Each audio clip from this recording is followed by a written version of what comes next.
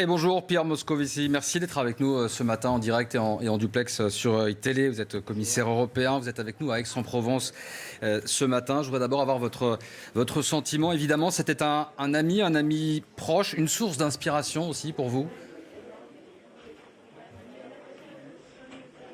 Oui, absolument. Je me souviens que mon premier mandat électoral, c'était d'être sur sa liste en 1994 aux élections européennes. Je l'ai accompagné au Parti socialiste et c'est vrai que c'est un homme qui, pour des générations et des générations d'hommes de gauche, de femmes de gauche, a été une source d'inspiration.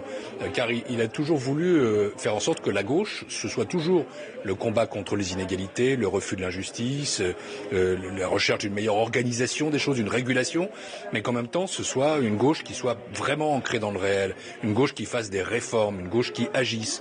Il a toujours détesté la gauche qui proclame, la gauche qui revendique, au sens d'une revendication vaine.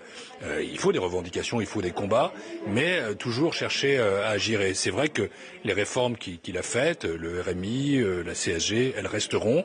C'est vrai aussi que sa démarche de recherche du consensus en Nouvelle-Calédonie, elle restera. C'est vrai que ses engagements pour l'Afrique et pour l'Europe ont été des engagements d'un homme qui était un homme pur, un homme sincère, un homme dévoué à son idéal, un homme qui, c'est vrai, peut-être a manqué à certains moments, non pas de cynisme, mais de tactique, mais un homme qui aura davantage marqué que d'autres qui ont eu des responsabilités plus importantes encore. Alors Pierre Moscovici, il y a quelqu'un qu'il a aussi bien connu, c'est Jean-Paul Huchon qui a été son directeur de cabinet. Je voudrais vous faire écouter ce qu'il nous disait hier soir sur iTélé et vous faire réagir juste après. Écoutez. Dernière chose que j'ai vécue avec lui il y a 2 jours et demi, la dernière chose qui le faisait réagir, c'était Brexit. Et il nous disait, mais bon, il était plus vraiment capable de réfléchir, mais il nous disait, mais il faut que j'aille là-bas leur expliquer. Il faut que j'aille là-bas leur expliquer. C'était il y a 2 jours, Pierre Moscovici. Il avait vraiment l'Europe ferraillée au corps, Michel Rocard. Oui, et en même temps, on pouvait avoir des débats avec lui. Sur le Brexit, j'avais un point d'accord, un point de désaccord.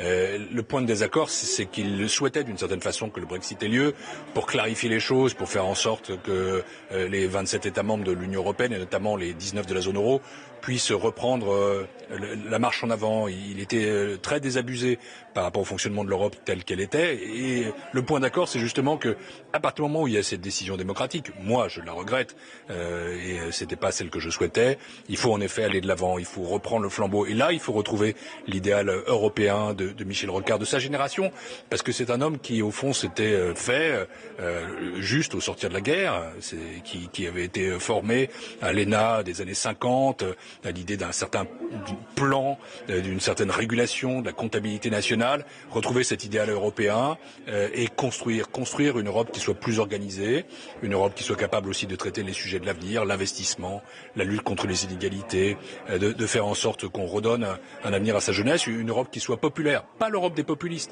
non, une Europe populaire parce qu'elle est plus efficace et plus juste. C'est ça, pour moi, le legs de Michel Rocard. Et au fond, ces débats, je vous citais un point d'accord, un point de désaccord, parce que c'était pas un homme de langue de bois, on pouvait lui parler. C'est ça qui manquera à tous ceux qui l'aimaient. Et comme beaucoup, je suis aujourd'hui profondément triste et ému devant cette disparition d'un homme que personne ne peut oublier. Et on vous sent ému, Pierre Moscovici. Juste une dernière question, puisque vous nous parliez peut-être de manque de sens tactique, manque de cynisme, ce fameux destin présidentiel qu'il n'a jamais pu réaliser. Est-ce que la gauche est passée à côté de Michel Rocard ?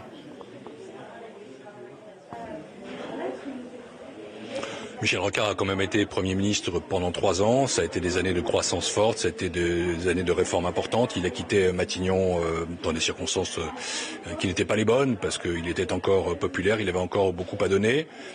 Après, j'ai été avec lui jusqu'en 1994, jusqu'à son aventure européenne, qui s'est conclue par une défaite dont il a tiré les leçons, s'écartant au fond de la vie politique active. Je pense qu'il aurait été un dirigeant français qui aurait donné, c'est vrai, cette capacité à réconcilier la gauche et le réel. Mais bon, l'histoire est ainsi faite. La suite a été prise par Lionel Jospin, qui, venant d'une trajectoire un peu différente dans la politique, a repris cet héritage. Et les 5 années du gouvernement Jospin, de 97 à 2002, ça a été aussi un peu l'héritage de Michel Rocard. J'ai été fier d'y participer comme ministre des Affaires européennes.